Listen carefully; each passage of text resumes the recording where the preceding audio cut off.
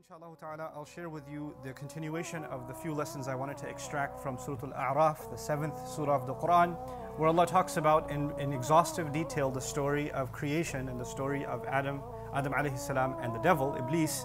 And what I wanted to highlight today, after speaking about arrogance and jealousy last time, is actually when Allah Azza wa Jal asked him, or actually commanded him, to be expelled. He's lost his rank, he's going to be pushed out from the closeness of Allah. At that point, he responds to Allah. And as I get to that response of the devil, I wanted to first explain to you why the word Shaytaan is important to understand. It has a non-Arabic origin also, but in the Arabic language, it is argued to be from one of two origins. It's Shayt or Shatan. There's two possible origins of the word. And the word Shatan in Arabic actually means taba'ada. It means someone that goes far, far away. Someone who's very far and very long distance away. It's actually the same reason why the word shatan is used in Arabic for a very long, extensive rope. So a super long rope is actually called al-hablul mumtad, is actually also called a shatan, and from it you get the word shaitan. The other side of it, actually, the origin of the word shayt, it actually means someone who is engulfed in flames because of anger, meaning someone who's fired. Literally in many languages, you use the idea of, man, he was fired up, or he was on fire. Or man, they said, what you said set me ablaze, or my heart is on fire. The idea of fire being associated, or being ablaze, being associated with anger, or hatred, or spite, that he's set on fire because of his spite. And some have tried to combine both of these meanings, suggesting that he's gone too far in his hate. And anytime there's any opportunity for him to get closer and reduce that hate, he keeps pushing it away and keeps going further and further away. And as a matter of fact, that's part of what he does for us. His job is actually to take something that isn't a good quality that we have inside of ourselves. First of all, he wants to set that quality on fire, excite that quality, serve as a catalyst. He can't make us do bad things, but there is a potential dangerous ingredients inside the human being already. He can encourage you to be careless with those ingredients and start a fire. And once you do, then he wants you to keep going and going and going. يُرِيدُ الشَّيْطَانُ أَن تُضِلُّوا ضَلَالًا بَعِيدًا, Quran says. Shaitan wants that you go misguided far, far, far away. Just like he himself. He wants you to keep going and keep going and keep going, and not turn back. And he will, inshallah, we'll see how he does that. How is he successful in messing people up and making sure they stay messed up? So his response to Allah, when Allah tells him to leave, is أَنظِرْنِي إِلَى يَوْمِ يُبْعَثُونَ. Give me extra time, and it's not a lot of time. نَظَّرَ would be to give a lot of time. أَنظَرَ would be to give not too much time. I'm not asking for too much time, until the day when they are resurrected. Meaning, don't punish me right away. Just give me some ability from even now until the day they're resurrected. And in the mind of Shaitan, that's not a long time. In the mind of Shaitan, who's actually been in the company of Allah, been in the company of the angels, he actually understands that from the time that this conversation happens until Judgment Day is not a very long time. And actually what he spins to all of us is, you got time. You got all the time in the world. You don't have to change right now. Ramadan's not for a few months. You're good, So in your head and in my head, we feel like we've got very long. And even if death is near, then so what? The day of judgment, God knows when that's going to come. إِنَّهُمْ يَرَوْنَهُ بَعِيدًا وَنَرَاهُ قَرِيبًا. They see it as something very far away. Why do you have to worry about it right now? So that's one thing that we get from it. The other thing that's on a side note, it's not really part of what I want to give you in the khutbah, but on a side note, some people ask the question, and even recently I was asked, Shaitan is someone Allah kicked out, someone Allah rejected. And yet later on in the story you learn that he was able to whisper to Adam and our mother, who were still in heaven. So how is he able to whisper to them while he's kicked out of heaven and they're still in heaven? And possibly the answer to that is actually this ability Allah gave him. First of all, he stays at a distance. He's part of the meaning of his word. He stays at a distance. But Allah gave him the ability to have his whisper reach us anyway. And that's not so hard for us to imagine today, right? People are very far away from us and their voice reaches us by means that would, in any other century of world history, would be considered magic. I can see my mother from across the ocean. That's, in any other day and age, that would be called magic. Today it's just an iPhone, or today it's just a video call, right? It's just a Skype call. So, but the idea that he can reach from a distance and can whisper is an ability that Allah allowed him to have until the day of resurrection. So, أَنظِرْنِي إِلَى يَوْمِ يُبْعَثُونَ, and Allah immediately responded, قَالَ إِنَّكَ مِنَ الْمُنظَرِينَ. Fine, you are among those who've been given some time. I'll let you have some free space, from some free roam to operate within that space. The other thing here is, why did he ask for time? He knows punishment is coming, and he knows it's not that far away. What's he hoping to gain? He knows for a fact he will not avoid Allah's punishment. He knows for a fact that he's been rejected. There is no success for him at the end of all of this. There is no saving himself. There is no asking for forgiveness. He's given up on all of those things. He's gone far away from all of those things. He's made up his mind. So what's he going to accomplish? In his mind, so long as I can prove to Allah that I'm not the only failure. I'm a failure, sure. But my success will be if I can prove that they're also a failure. Aha, see? You think I'm a loser? They're losers too. And I'll prove it to you. Just give me time. This is his success. In his head, that's a goal. And you know what? That's a goal like a virus that he infects other people with. There are some people in whose life the only thing is, I don't care if I accomplish or not. I just want to make sure this one doesn't accomplish. I just make sure this one doesn't get. This is exactly what happened later on in this surah, in the story of Habil and Qabil. They both offered a sacrifice. One sacrifice was accepted and the other says, well, how was his accepted? I don't care if mine was accepted or not. I can't have him be successful. That bothers me. You know, jealousy even between human beings. Jealousy between siblings, between loved ones, between spouses, between parents. I've even met children that have said to me, you know, I don't like my parents. Why don't you like my parents? Because they love each other so much, it bothers me. Really? That bothers you? Yeah, because I know I'm never going to have anything like that. It just makes me jealous. Whoa, that's heavy. I mean, it sounds weird and funny, but it's actually pretty heavy. That a person can actually feel that. Shaytaan can make you want something. Even if you're not going to have it, I wish they didn't have it. So long as they're miserable, I just want to make sure they're miserable, then I'll be happy. There are some people who might just be, you know, they're okay so long as they don't hear from you. But if they find out that you're happy, if they find out that you were smiling, it really bothers them. Like, why is he happy? What just happened? I thought he disappeared. I thought she was miserable. And now I see this picture somewhere, or I see this video somewhere, or I heard from somewhere that they were happy. Huh? What is this? And then the thought of, how did they get away with it? How are they smiling again? It just eats away at them. I mean, they can't get it out of their head. You know, this is from the devil himself. The devil can't see us succeed. And so he tells Allah, give me time and I'll prove my case. But then what he said, it's so loaded that it's not going to be done in one khutbah. His strategy that it's not even a secret. He didn't even hide what he's going to do and how he's going to do it. He actually laid it all out. And Allah laid it all out for us, because part of guidance, part of knowing the road is knowing the dangers on the road. So know your enemy, right? So you can't just, Allah didn't just give us directions. Here's how you get to heaven. Well, here are all the obstacles on your way to heaven. Here's all the obstacles that will keep you from succeeding. And here's your enemy waiting for you. So he says to Allah, قَالَ فَبِمَا أَغْوَيْتَنِي. And it is only because you made me turn the wrong way. This is what he says to Allah. It is only because you made me turn the wrong way. Who does he blame? Allah. This was your scheme. This was your plan. You knew it would bother me that Adam is made from dirt, and you messed, because you're all-knowing, you messed with me anyway, and you made me sin. It's your fault, not my fault. You got me into this. You did this to me. You just don't like me. You have it out against me. You're the one who cursed me. You're the one who doesn't want me to be forgiven. And because you did this to me, I'm going to do this to these human beings that you love so much. So the first part of that is blaming Allah. And because in his response, you know, you could see, first he refused to do sajda. That was a distance away from Allah. Then he took another step and he said, well, I'm better. Another step away from Allah. That's an act of arrogance. But now he's taken a huge step away from Allah. When he says, no, not only am I not wrong, you're the one who's wrong. You're the one who did wrong to me. Now he's blaming Allah. He's taking even another step. Guess what he's going to do with humanity? He's going to come to each one of us, and first he's going to make us disobey Allah. Just, okay, and then we all disobey Allah at some point. We're not perfect. We're going to make mistakes.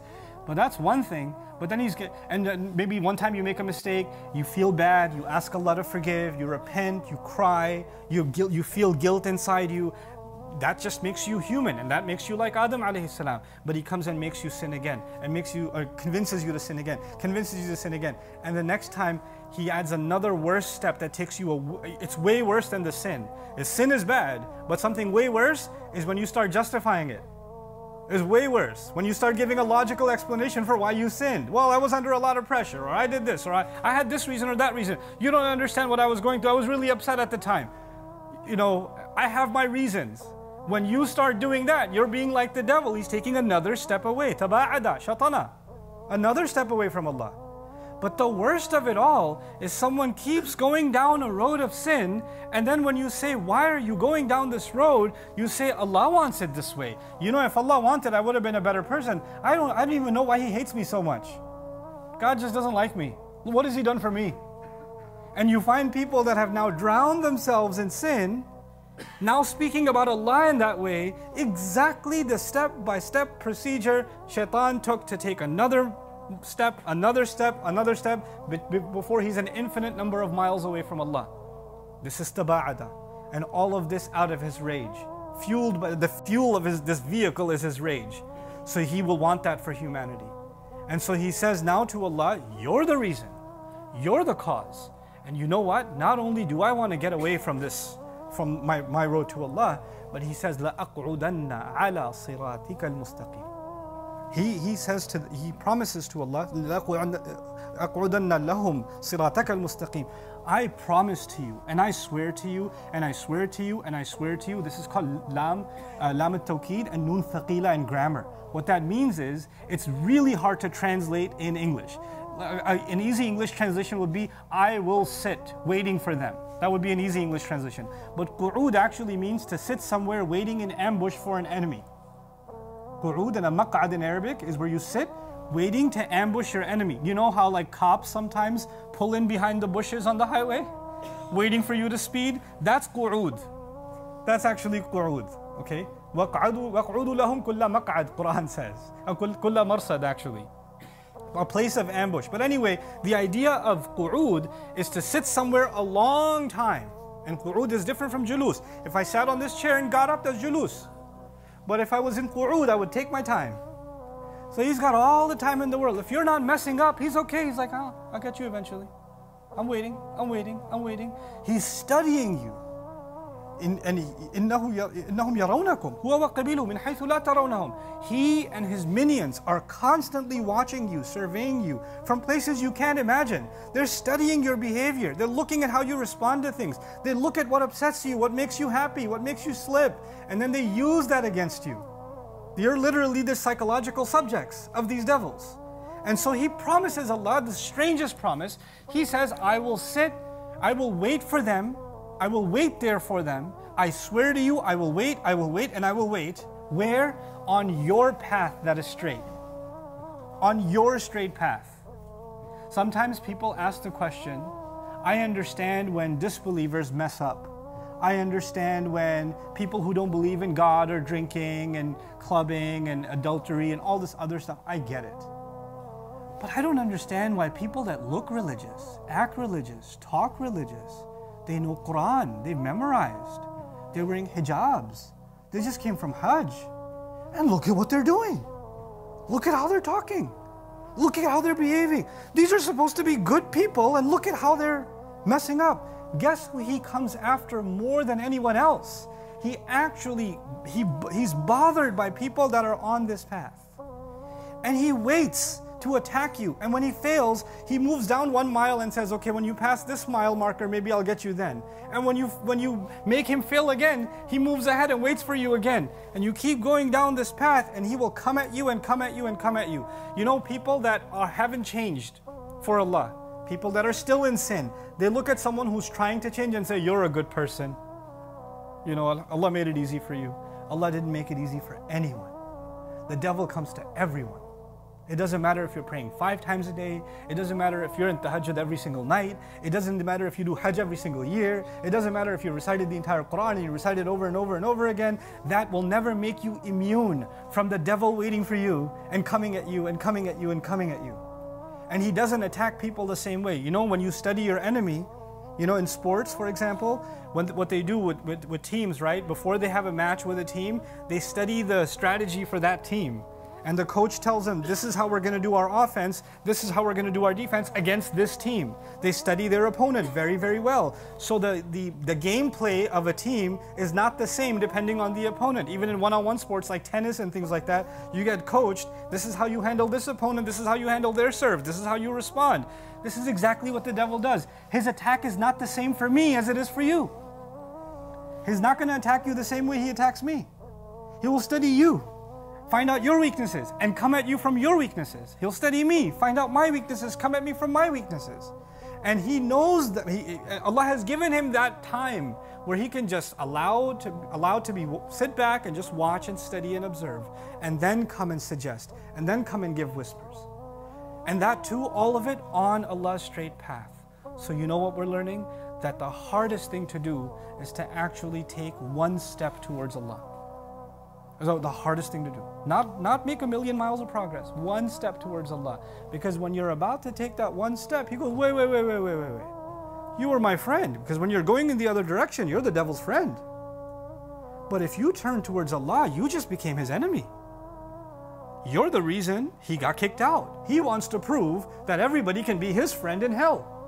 So when you turn around even a little bit, and you take even one step, the devil will come at you in every single possible way he can to dissuade you from turning back. I've even met people that say, everything is going smooth in my life until I start praying. When I start praying, problems start happening. All of a sudden my friends are mad at me. All of a sudden my health is going bad. All of a sudden I'm having this trouble or that trouble or the other trouble. So I'm just scared of praying because things just start messing up. I knew a scholar one time who, his mother was Christian, and she was thinking, he kept inviting her to Islam, and he's old himself, and his mother's very old, and he keeps inviting her to Islam, and she's not ready to leave. And one time she decides that she's thinking about Islam, and she starts getting nightmares every night. There's literally nightmares every night. And every time she'd hold on to the crucifix and then go to sleep, the nightmares disappear. The devils know that you're taking a step, and they've got to come at you. They've got to make sure you go back and be their friend. So he says, I will sit there waiting like a roadblock on your straight path. But then how is he convincing us to turn away? In these few minutes that I have left, I want to give you a picture of what's coming in the next khutbahs. He says to Allah, ثُمَّ لَآتِيَنَّهُمْ مِنْ بَيْنِ أَيْدِيهِمْ وَمِنْ خَلْفِهِمْ وَعَنْ أَيْمَانِهِمْ وَعَنْ شَمَائِلِهِمْ. He says, I will attack them from 4 directions. I will attack them from the front. I will attack them from behind. I will attack them from the right, and I will attack them from the left. From the front, from behind, from the right, and from the left. Now, that could just mean I'm going to attack him for all sides. But Allah's words are very precise. Allah's words are very precise. Each one of these is a strategy of the devil. He has a different kind of attack from the front, a different kind of attack from the right, a different kind of attack from the left, a different kind of attack from behind. And so we're going to take our time going through each of these attacks. But before we get into those attacks, I'll just tell you one goal that he has. Each of these attacks, how does he know that his attacks are successful? That's the goal. At least today, that's what I want to inform you of. How will he know that his attack has succeeded? وَلَا تَجِدُ أَكْثَرَهُمْ شَاكِرِينَ. You will not find that most of them are grateful.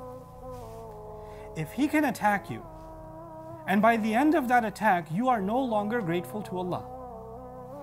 You're no longer grateful. You're pessimistic, and when someone's pessimistic, for example, they're not grateful, because to be grateful, you have to think about the good things. You can't think about bad things and be grateful. That's impossible. You can't say, Alhamdulillah. That's not Alhamdulillah. You have to think of the positive. You have to think of Allah's favors. You can't be grateful if you're in disobedience. How can you be grateful to Allah and show no loyalty to Him? What kind of gratitude is that? If he can figure out some way of making you and me ungrateful, then he's succeeded. You know what we're learning? His biggest problem was arrogance. His biggest problem was arrogance. And Allah is teaching us through these ayat that the biggest solution to arrogance is what? Being grateful. Being grateful. And He knows, so long as they're grateful, I won't get them. So long as they're thinking about my favors to them, Allah's favors to them, I won't get them. So long as they're positive and hopeful, I won't get them. So long as they have a good opinion of Allah, I won't get them. Because obviously we can't be grateful to Allah if we're angry with Allah. You can't be thankful to Him if you have bad thoughts about Him. So if I can just get rid of their gratitude, I've succeeded. And He will try to get rid of it from the front, from the right, from the left, and from the back. And these are the attacks that inshallah ta'ala we're going to try to explore in some detail. What does it mean that the devil is coming at you from the front? What does it mean that he's coming at you from behind? What does it mean that he's coming at you from the right and from the left? And inshallah ta'ala, as we study that, you have to ask yourself, maybe for you, the attack from the front is your problem. Maybe for your friend, the attack from the left is the problem.